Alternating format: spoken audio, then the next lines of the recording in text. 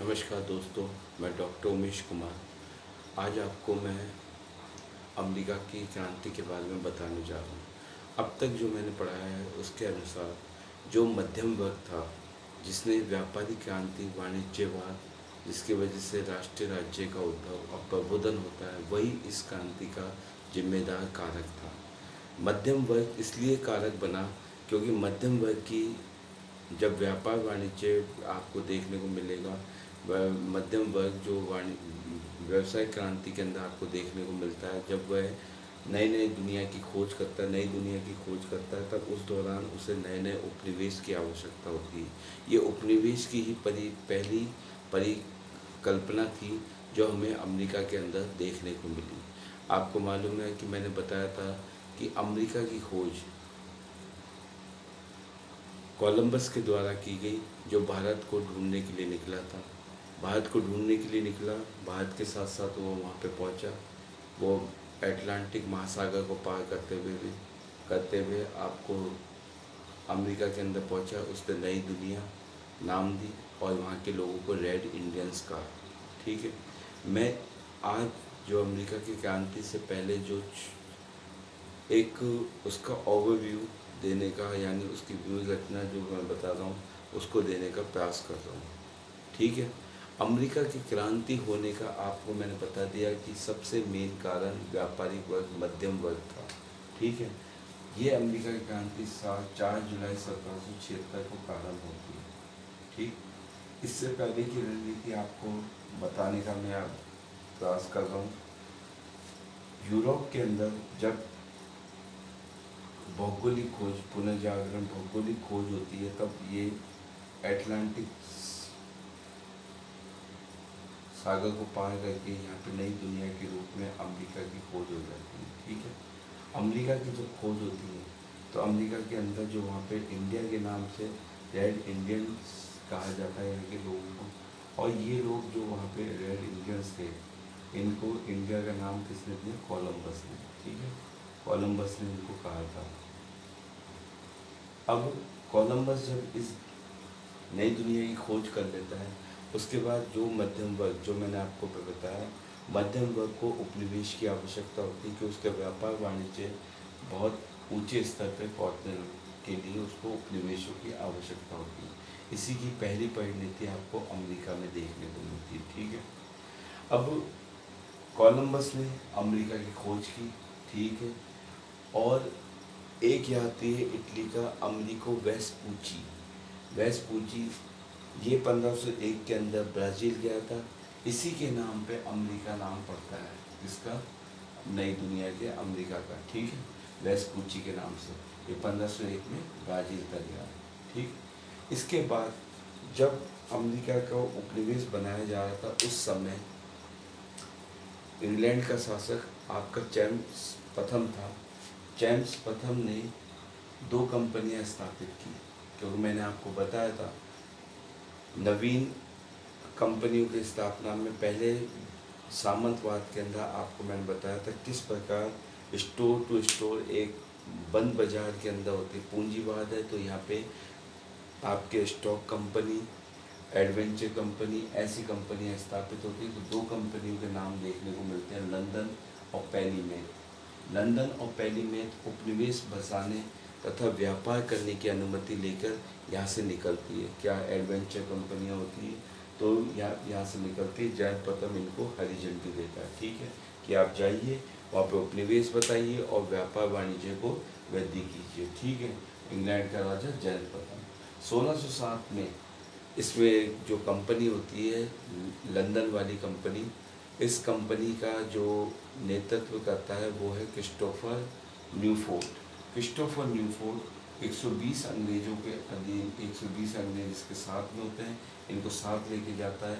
और जो जेम्स नदी वहाँ पे बहती है, उसके किनारे पे प्रथम बस्ती बसाता है जेम्स टाउन के नाम से। ये प्रथम अमेरिका के अंदर उपनिवेश के अंदर प्रथम बस्ती होती है। ठीक है, जेम्स टाउन।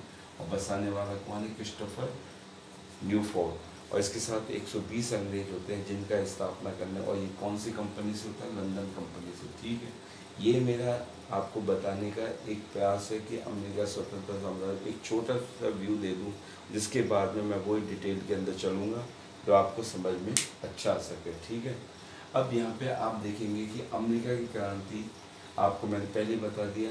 अब यहाँ पे जब 4 जुलाई 1776 को होती है, और क्रिस्टोफर न्यूफोर्ट जब यहाँ पे अमेरिका के अंदर पहली बस्ती जेम्स टाउन के अंदर बसाता है। ठीक है, और वो लंदन कंपनी के द्वारा। अब यहाँ पे 1607 से लेकर 1775 तक 13 उपनिवेश बस्तियाँ स्थापित हो जाती है। कितनी?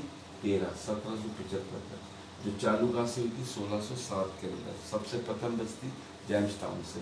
13 उपनिवेश हो जाते हैं, जिसके अंदर 90% तो केवल अंग्रेज थे, और 10% में आपके डच भी आ गया, पुर्तगाली भी आ गए, और आपके जर्मनी भी आ गए, फ्रांसीसी सब आ गए। ठीक है, 1775 में। अब ये 13 बस्तियाँ, आप एक बात नोट करोगे, यूएसए जब इस तरह से, तो इसके जो पूर्वी तट है, पूर्वी तट जो आपके अटलांटिक सी से लगते हुए, इन्हीं पे ये 13 की 13 बस्तियाँ उपस्थित होती है। ठीक है, इन 13 बस्तियों में new Hampshire, Massachusetts, rod island, Connecticut, New York, new Jersey, Pennsylvania, Delaware, Maryland, Virginia, उत्तरी कैरोलिना, दक्षिणी कैरोलिना और जॉर्जिया, ये आपको 13 बस्तियाँ केवल आपको पूर्वी किनारों में तटीय भागों के अंदर स्थापित होती हुई दिखाई देती है।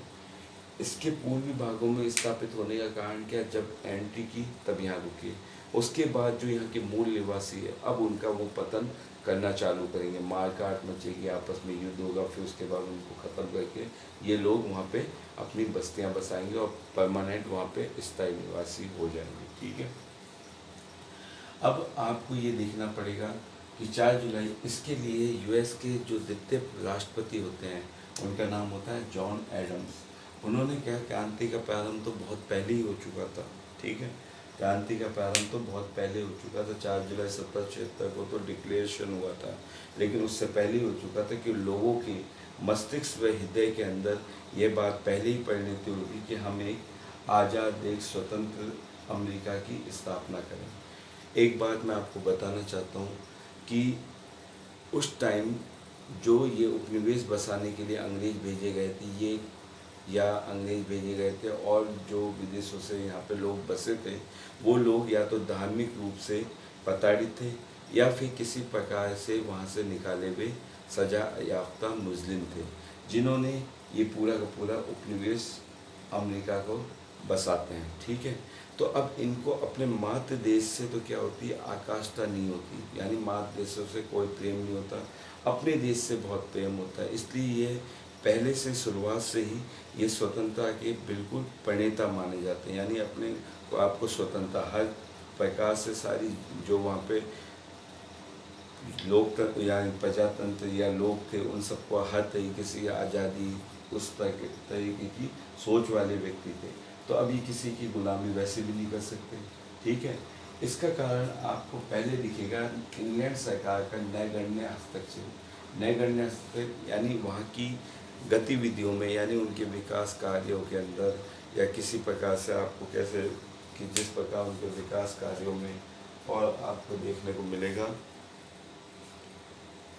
उनके विकास में किसी प्रकार का योगदान इंग्लैंड की सरकार नहीं दे सकी। इंग्लैंड की सरकार केवल उनसे टैक्स वसूलने का कार्य और अपने व्यापार वाणिज्य को बढ़ावा देने का काम करवाती थी। ठीक है, उपनिवेशों में इंग्लैंड के प्रति प्रेम का अभाव, मैंने आपको अभी बताया, ये वही व्यक्ति थे जो या तो वहाँ से चर्च की धार्मिक नीतियों से प्रताड़ित होकर यहाँ बसे थे, या फिर वहाँ के सजा याफ्ता जिनको उस देश से निकाला दे दिया था, वो लोग थे। तो इनका मातृ प्रेम तो ख़त्म हो गया, लेकिन अपना देश प्रेम इनका बढ़ने लगा। ठीक है, इसलिए ये स्वतंत्रता को अधिक इसके ऋणी थे। ठीक है, उसके प्रति बहुत सजग थे। बौद्धिक चेतना, हर बात में आपको देखने को मिलेगा कि एक वर्ग होता है बुद्धिजीवी वर्ग, वो हर आंदोलन को प्रेरित करने का कार्य करता है। इस काल में भी आपको बौद्धिक जीवी वर्ग देखने को मिलते हैं, जिसमें जेम्स ऑटिस, पैट्रिक हेनरी और सैमुअल एडम्स, ये बड़े नाम हैं जिनके बारे में आप आगे भी कई बार नाम सुनेंगे। पैट्रिक हेनरी जिसने स्टैम्प एक्ट का सबसे पहले विरोध किया था, और इसने कहा था, इसका मेन कारण, इसने एक नारा दिया, या तो मुझे स्वतंत्रता दो वरना मुझे मृत्यु दे दो। इसने बोला या तो मैं स्वतंत्रता लूँगा या फिर मैं मृत्यु को वर्ण करना ज़्यादा सही बात है। इसने युवाओं के अंदर फिर क्या कर दिया, जोश भर दिया इसकी बातों ने, युवाओं के अंदर जोश भर दिया। अब युवा भी क्या है, स्वतंत्रता के लिए संघर्ष में कूद पड़े। ठीक है, इस प्रकार से आपको ये पैट्रिक हेनरी मेन आप ध्यान रखना कि वैचारिक क्रांति से इनके। उसके बाद आपको देखने को मिलेगा पहली हार्वर्ड कॉलेज खुला कैम्ब्रिज में, मैसेच्यूसेट्स के अंदर। ये देखिए, ये वही उपनिवेश है, उपनिवेश बस्ती मैसेच्यूसेट्स में आपके कैम्ब्रिज नगर के अंदर कौन सी, हार्वर्ड कॉलेज खुलता है। ठीक है, ऐसे ही वर्जीनिया के अंदर आपको देखने को मिलेगा कौन सा, विलियम एंड मैरी कॉलेज, उस समय का बहुत फेमस कॉलेज था। बेंजामिन फ्रैंकलिन, ये बेंजामिन फ्रैंकलिन वही आपके बौद्धिक बुद्धिवाद, वो क्या नाम है, बौद्धिक प्रतिभा के धनी एक विचारक थे, जिन्होंने अमेरिकन फिलोसॉफिकल सोसाइटी की स्थापना की, जो क्या है, वैचारिक तत्वों का सम्मिश्रण, यानी वैचारिक जो विचार, ये जो बुद्धिजीवी वर्ग थे वो वहाँ पे विचार शैली की गोष्ठी करते थे। तो इसने एक संस्था की स्थापना की, अमेरिकन फिलोसॉफिकल सोसाइटी। 1704 में बॉस्टन आपको देखने को मिलेगा, अभी बॉस्टन टी पार्टी जो मैं अभी कारणों में बताऊंगा। इस बॉस्टन के अंदर पहला समाचार पत्र प्रकाशित हुआ जिसका नाम था बॉस्टन न्यूज़ पेपर। ये वाला आपका यहाँ से पहला अखबार चालू होता है जब ये अमेरिका के स्वतंत्रता। ये अखबार बौद्धिक जीवी, ये आपको हर जगह देखने को मिलेगा। ये वाला पर हर बुद्धिजीवी वर्ग, बौद्धिक प्रतिभा के धनी लोग ही किसी आंदोलन को प्रेरित करने का कार्य करते थे। टॉमस पेन, ये भी एक विचारक था, जिसने लिखा कॉमन सेंस के अंदर इसने लिखा व्यक्ति की स्वतंत्रता, वास्तविक स्वतंत्रता मानी है इसने। ठीक है, कॉमन सेंस के अंदर इसने बुक लिखी। इसकी एक बुक का नाम है राइट ऑफ मैन, मानव के अधिकार, द अमेरिकन क्राइसिस। ये तीनों बुक किसकी है, आपके टॉमस पेन की। ठीक है, उपनिवेशों में स्वतंत्रता प्रेम। वर्जीनिया के प्रथम अधिकार पत्र, वर्जीनिया प्रांत के अंदर एक प्रथम अधिकार पत्र निकाला गया 1618 में, जिसके अंदर का कि उपनिवेशों के अंदर रहने वाले लोगों को हर तरीके से स्वतंत्रता दी जा सके, उनको धार्मिक, राजनीतिक, सामाजिक, आर्थिक सब तरीके से क्या है, स्वतंत्रता प्राप्त होगी। जेफरसन भी एक राष्ट्रपति था। इसने कहा था कि, इसने क्या कहा, 1620 के अंदर ही, यानी जब इसकी घोषणा हुई थी वर्जीनिया में प्रथम अधिकार पत्र से, तभी अमेरिका के स्वतंत्रता संग्राम प्रारंभ हो चुका था। ठीक है, सप्तवर्षीय युद्ध आपके होते हैं अंग्रेजों और फ्रांसीसियों के बीच में। अब इस सप्तवर्षीय युद्ध में फ्रांसीसियों की कनाडा के अंदर उनका पहला अधिकार था, उसके बाद उनके हाथ से ये उपनिवेश निकल गया और ये अब ब्रिटेन के हाथ में आ गया। अब ये ब्रिटेन के हाथ में जब ये उपनिवेश आया तो अब फ्रांसीसी इस जगह से निकल चुके थे। अब फ्रांसीसी बोले कि हमें भी अब क्या है, इनसे बदला चाहिए। तो एक तरह से इनसे बदले लेने की पराकाष्ठा किस पर, फ्रांसीसी में, जिसमें आपको देखने को मिलेगा ये फ्रांसीसी बाद के अंदर इसी उपनिवेशवादी जो अमेरिका के अंदर स्वतंत्र संग्राम होगा, इसके अंदर उपनिवेश किसका, अमेरिका का साथ देंगे, किसके विरुद्ध, ब्रिटेन के विरुद्ध। यही आपके सप्तवर्षीय युद्ध के परिणाम के कारण। ठीक है, उपनिवेशों का आर्थिक शोषण, नौसेना कानून बनाए गए, ठीक है, नौ परिवहन कानून बनाए, इसमें बार बार संशोधन होता था। व्यापारिक कानून बनाए गए, औद्योगिक कानून बनाए गए। इन कानूनों के माध्यम से जो उपनिवेश था, उपनिवेश क्या अधिक से अधिक शोषण तथा उनके अधिकारों में कम से कम उनको अधिकार देना। इस प्रकार की नीति आर्थिक शोषण के अंदर देखने को मिलेगी। अभी मैं आपको पढ़ाऊंगा भारत का, आगे मैं आपको पढ़ाऊंगा आधुनिक भारत। आधुनिक भारत में ये नीतियाँ आर्थिक शोषण की आपको देखने को मिलेगी, या दादा भाई नौरोजी आर्थिक शोषण की बात करेंगे, ठीक है।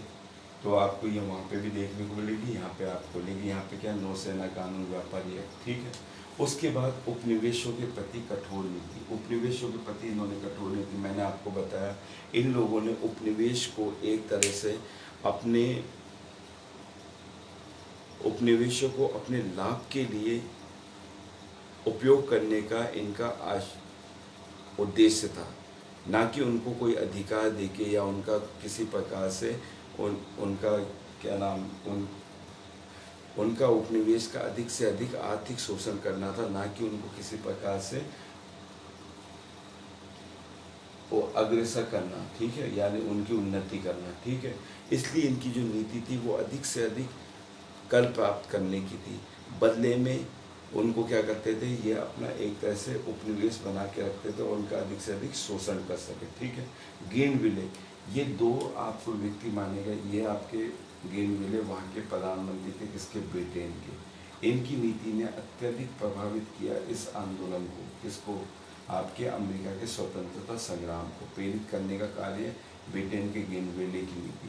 गेनविले की नीति में 4 एक्ट आते हैं। एक तो आता है शुगर एक्ट, तो शुगर एक्ट था, उसके अंदर इन्होंने रम वगैरह इस पे सब पे टैक्स लगा दिया था, जिसकी वजह से इसका विरोध हुआ। स्टाम्प एक्ट, स्टाम्प एक्ट के लिए तो आपको मैंने अभी युक्ति बताई थी, पैट्रिक हेनरी ने भी इसका सबसे पहले विरोध किया था, या तो मुझे स्वतंत्रता दो वरना मुझे मृत्यु का वर्ण करना स्वीकार्य है।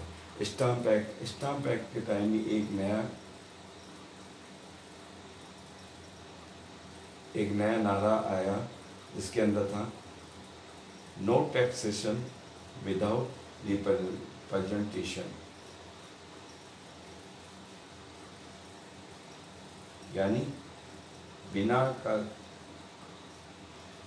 अधिकार कोई कर नहीं, ठीक है, बिना अधिकार कोई कर की आप गुंजाइश नहीं कर सकते, ठीक है, इसका विरोध हुआ।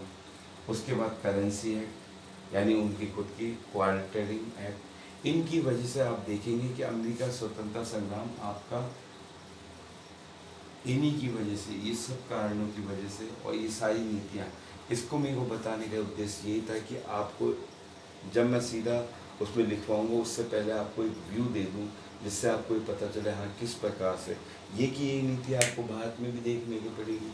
वही आपकी रेगुलेटिंग कंपनी भारत के अंदर व्यापार करने आती है, यहाँ की परिस्थितियों को देखती है, उसके बाद भारत के ऊपर ही वो अधिकार कर बैठती है, उसके बाद यहाँ ही शासन चल जाता है, उसके बाद वही आर्थिक शोषण होता है।